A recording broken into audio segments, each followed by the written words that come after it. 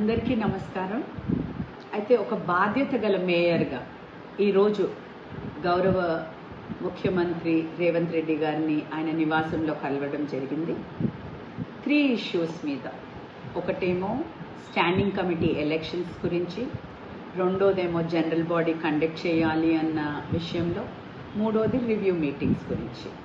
అయితే ఆయన కూడా నావన్నీ విన్నాక చాలా సానుకూలంగా స్పందించారు.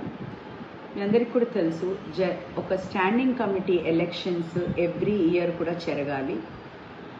సో నవంబర్ లోపల మా స్టాండింగ్ కమిటీ టెన్యూర్ అయిపోయింది.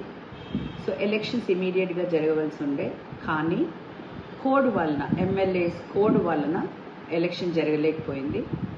అదేవిధంగా జనరల్ బాడీ మీటింగ్ కూడా మాది ఆగస్ట్ లాస్ట్ అయింది. Every 3 months general body meeting కూడా జరగవలసింది. అయితే ఇప్పటి వరకు 5 months కూడా అయిపోయింది, జనరల్ బాడీ మీటింగ్ జరగలేదు.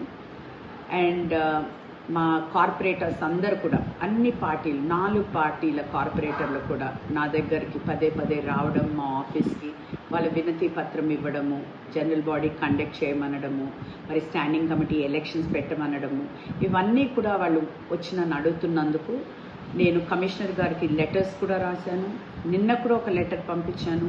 ఇప్పటి వరకు కూడా మాకు ఏమీ రెస్పాన్స్ రాలేదు. కాబట్టి నేను స్వయంగా ఈరోజు గౌరవ ముఖ్యమంత్రి గారిని కలవడం జరిగింది. ఆయన ఇమీడియట్గా కమిషనర్ గారికి ఫోన్ చేయడం, నా ముందలే ఫోన్ చేయడం కూడా జరిగి ఆయనకి ఇన్స్ట్రక్షన్స్ కూడా ఇవ్వడం జరిగింది. అంతేకాని నేను ఏ పార్టీ మారుతున్నాననేసి కానివ్వండి, ఇవన్నీ కూడా అవాస్తవము. ఇవన్నీ కూడా ఎవరు కూడా బిలీవ్ చేయొద్దండి. నేను తప్పకుండా ఏ పార్టీలో అయితే ఉన్నానో బీఆర్ఎస్ పార్టీతోనే ఉంటానని అందరికీ కూడా తెలియజేస్తున్నాను. Thank you.